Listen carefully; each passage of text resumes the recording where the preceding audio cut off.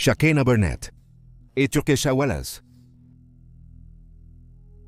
Shakena Burnett, âgée de 36 ans, a été signalée disparue le 15 janvier 2014 par sa mère, Sharon, qui ne l'avait pas vue depuis le 9 janvier. En parlant avec les enquêteurs, Sharon a expliqué que la tante de sa fille, Pamela Norris, est allée vérifier comment allait la jeune femme et a découvert que la porte de son appartement au 800 North Beach Street, à North Little Rock, Arkansas, était grande ouverte. Pamela, craignant une effraction, a essayé de verrouiller la porte, mais la serrure était défectueuse. Elle a donc passé la nuit dans l'appartement. Elle a choisi de ne pas appeler la police à ce moment-là. Le 16 janvier, juste un jour après que Shakena a été signalée disparue, la famille de Turkesha Wallace, âgée de 34 ans, a également déposé un rapport de personnes disparues. Elle a été aperçue la dernière fois après avoir confié son fils de 5 ans à des proches. Elle devait visiter sa famille au Texas, mais n'est jamais arrivée. Au moment de sa disparition, Turkesha souffrait de périodes de dépression et luttait contre une addiction à la drogue, son cousin notant qu'elle aurait pu quitter la ville à cause de ses problèmes. Le cousin de Turkesha, Tracy Holmes, s'est particulièrement inquiété dans les jours qui ont suivi, car il savait que sa cousine avait été confrontée à des problèmes de violence domestique de la part de son petit ami, Taurus Whitley, bien que Turkesha ait à plusieurs reprises refusé d'aller à la police pour signaler ses tendances violentes. Whitley a affirmé qu'il n'avait pas vu Turkesha depuis des jours, bien qu'il pensait l'avoir vue conduire sur l'avenue Pike.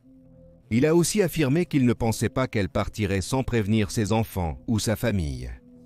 Finalement, la police a découvert un lien entre Shakena et Turkesha après avoir reçu les relevés téléphoniques du duo, qui montraient que les deux étaient en contact pour la dernière fois le 10 janvier, car elles étaient en fait de très proches amies, et toutes deux avaient lutté contre la dépendance aux drogues tout au long de leur vie. Leurs téléphones ont été localisés sur la même antenne téléphonique plus tard ce jour-là, indiquant qu'elles étaient ensemble, mais leur activité a cessé peu après. Pendant la majeure partie de 2 ans, ce qui est arrivé à Turkesha et Shakena est resté un mystère. La disparition de 2 meilleures amies qui ont tout laissé derrière elles semblait déconcerter tout le monde, des résidents locaux aux proches, en passant par la police elle-même. Mais une avancée dans l'affaire est survenue en décembre 2015, lorsqu'un pêcheur a découvert une jambe humaine dans la rivière Arkansas. Elle a rapidement été identifiée comme appartenant à Shakena, bien qu'aucun autre reste n'ait jamais été localisé et que le reste du corps de la trentenaire soit toujours porté disparu à ce jour. La cause du décès n'a pu être établie à partir de la jambe uniquement. La date de son décès reste inconnue. Il y a eu peu de progrès sur le cas dans les années qui ont suivi. La Toyota Corolla blanche 2009 de Turkesha est toujours manquante. Elle a la plaque d'immatriculation de l'Arkansas, 290 RHM. La sœur de Shakena, Shanissa Thomas, a déclaré à KATV, je cite, « Avoir votre sœur disparue en morceaux, ce n'est tout simplement pas quelque chose avec lequel vous voulez vous débattre. Personne ne devrait avoir à endurer cela. » Elle a ajouté que la découverte de la jambe n'offrait aucune clôture ou confort à sa famille, déclarant « Cela soulève simplement plus de questions, qui restent sans réponse pour le moment ». Tracy Holmes, la cousine de Turkesha, qui élève maintenant son plus jeune enfant, a exprimé des sentiments similaires, déclarant en 2019 « Donnez-moi quelque chose pour que je sache si je peux garder un peu d'espoir, ou si je dois planifier moi-même un service. » Cela fait presque 6 ans, et c'est comme si je retenais mon souffle tout ce temps. Laissez-moi respirer à nouveau. Shakena Burnett, 36 ans, et Turkesha Wallace, 34 ans, ont été vus pour la dernière fois à North Little Rock, Arkansas en janvier 2014. La jambe de Shakena a depuis été retrouvée dans la rivière Arkansas, mais le reste de son corps n'a jamais été trouvé, et les circonstances de sa mort sont inconnues. Turkesha est toujours portée disparue. Elle est décrite comme une femme noire aux cheveux noirs et aux yeux marrons, mesurant 1,67 m. Au moment de sa disparition, elle pesait environ 88 kg. Elle a un tatouage d'écriture sur son bras supérieur, et si elle est toujours en vie, elle aura 45 ans. Toute personne ayant des informations sur sa disparition peut contacter le PD de North Little Rock au 50-1758-1234.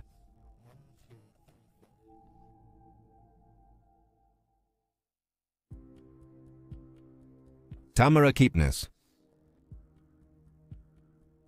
Née en septembre 1998, Tamara Kipnis était surnommée par sa mère son petit Einstein, décrivant la jeune fille comme courageuse et tout simplement aimante.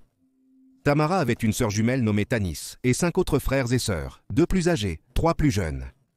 Elle, ses frères et sœurs et sa mère sont tous originaires de la Première Nation de l'Ours Blanc en Saskatchewan, Canada, et vivait à Regina, en Saskatchewan, en 2004 lorsque Tamara a disparu. Tamara a été vue pour la dernière fois le 5 juillet 2004, bien que selon le Regina Leader Post, les circonstances entourant la disparition de la jeune fille soient incroyablement troubles. Selon le journal, Lorena, la mère de Tamara, s'est réveillée le matin du 6 juillet pour découvrir que sa fille avait disparu. Beaucoup d'adultes dans la maison ont eu du mal à se souvenir de ce qui s'était passé la veille, car ils avaient bu.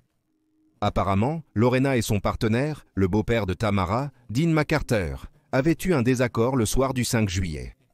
En conséquence, Dean a quitté la maison tandis que Lorena est allée voir un ami. Cependant, c'est ici que la chronologie des événements s'embrouille.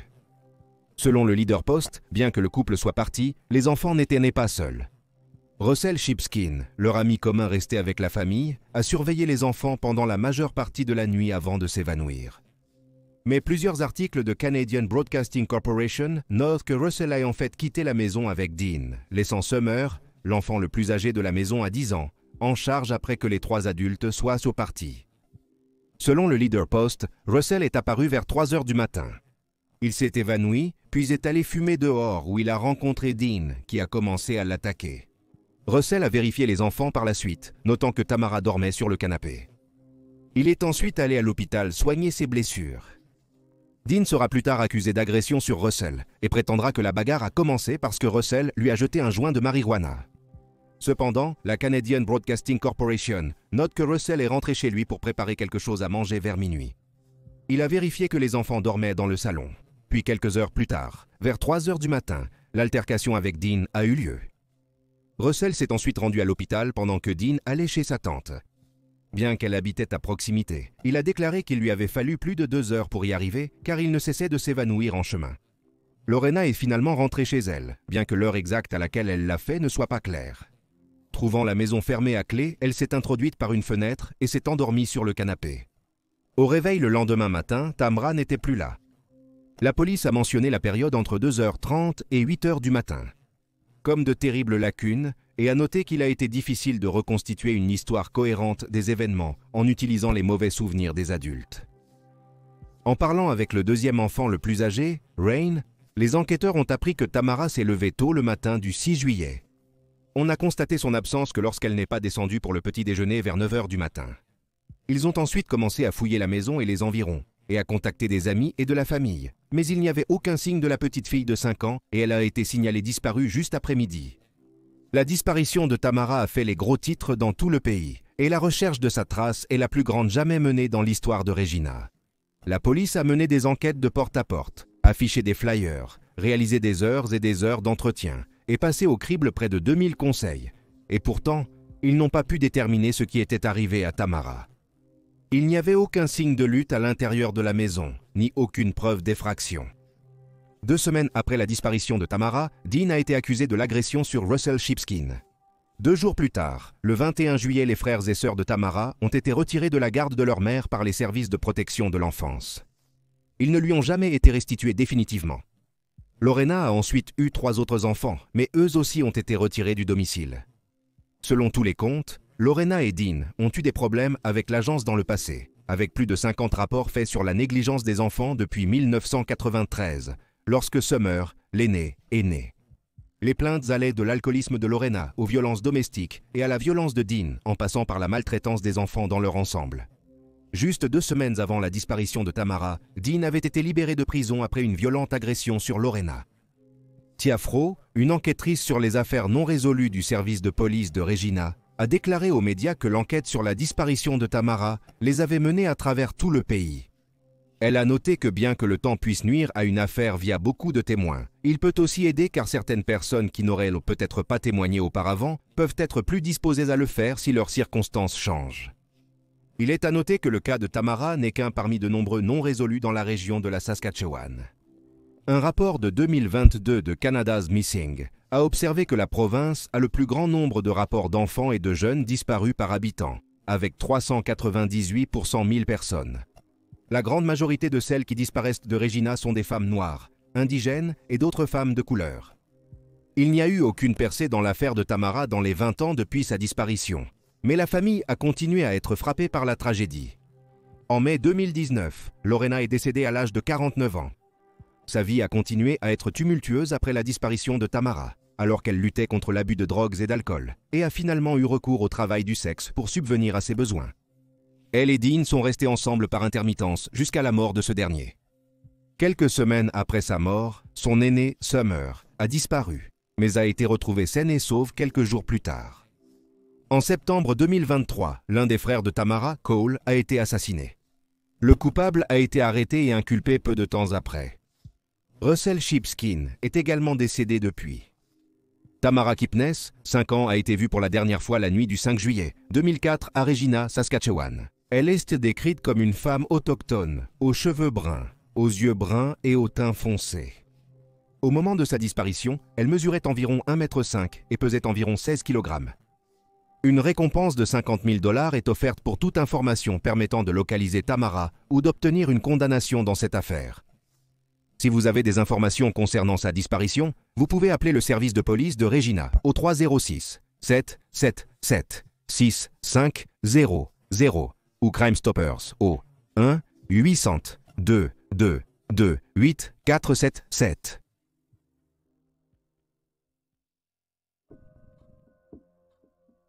Betty Shanks. En 1952, Betty Shanks, âgée de 22 ans, travaillait comme fonctionnaire pour le département de l'intérieur du Commonwealth et vivait avec ses parents à Brisbane, Queensland, Australie. Dans la nuit du 19 septembre, elle a assisté à un cours à la State Commercial High School et a été conduite par son professeur à un arrêt de tramway dans le quartier de Windsor, où elle a pris un tramway pour Grange, la banlieue où elle vivait. Betty a été vue pour la dernière fois en descendant du tramway vers 9h30 du soir, au dernier arrêt à Grange, où la ligne se terminait. Elle n'était qu'à 400 mètres de sa porte d'entrée, mais Betty n'est jamais rentrée chez elle. Elle a été signalée disparue par ses parents à 1h30 du matin. Tard dans la nuit, un policier hors service a entendu 2 cris perçants. Lui et beaucoup d'habitants de Grange ont cependant simplement haussé les épaules, pensant que c'était probablement le résultat d'adolescents qui s'amusaient.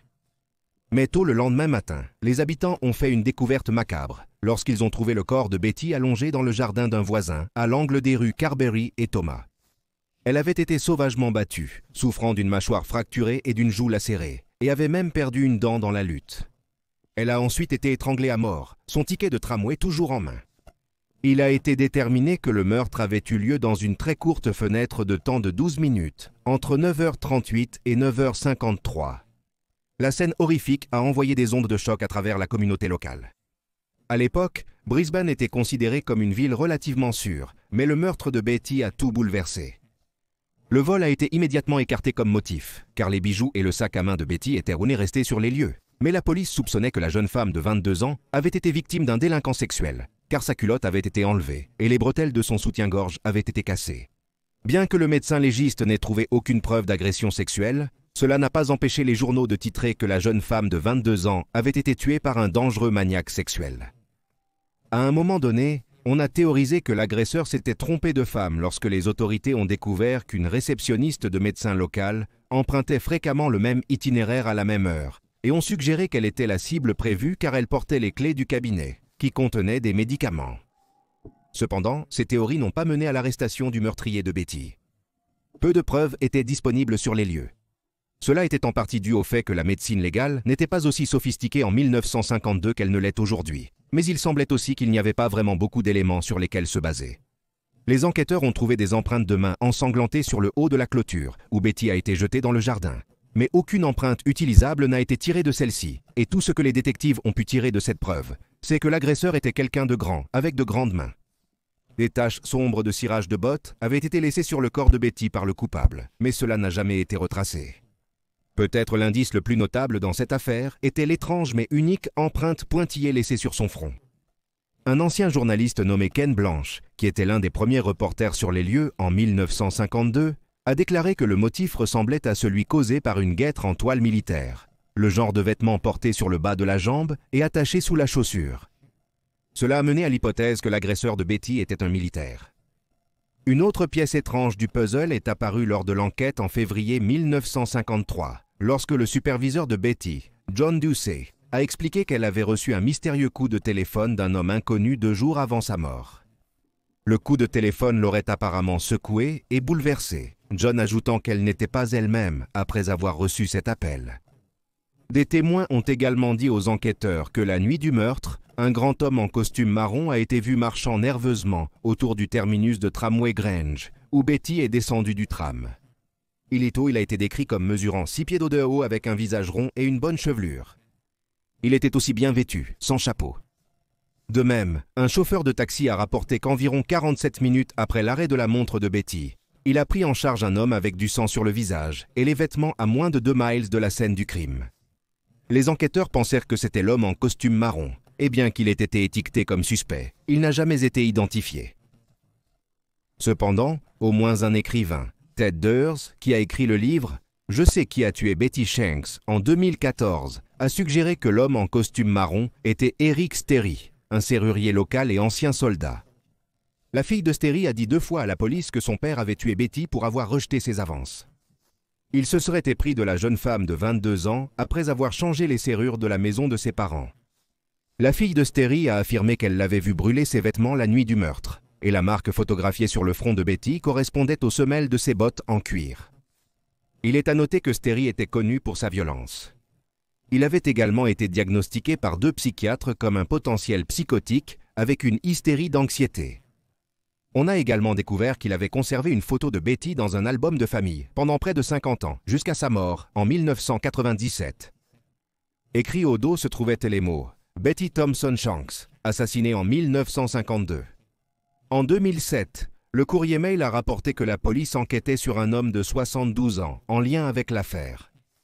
L'homme, qui n'a pas été nommé, était connu pour avoir attaqué une autre femme juste quelques mois avant le meurtre de Betty et avait attiré l'attention de la police après qu'un membre du public l'a signalé comme un suspect potentiel. Néanmoins, cet homme ne semblait pas impliqué. De même, plusieurs années plus tôt, en 2004, un homme âgé a avoué à son soignant qu'il était responsable de la mort de Betty. Mais après 2 ans d'enquête, la police l'a écarté. Au fil des années, les détectives ont reçu de nombreuses confessions, mais toutes se sont avérées être fausses. Les détectives ne croient pas qu'un amoureux éconduit était responsable du crime, car Betty était célibataire lorsqu'elle a été assassinée et ne semblait pas avoir d'ex-petits amis. Certains enquêteurs pensent que son meurtre n'était rien de plus qu'un crime de circonstance, notant que son conférencier conduisait souvent Betty jusqu'à la porte de sa maison, donc personne n'aurait pu savoir qu'elle prendrait le tram ce soir-là.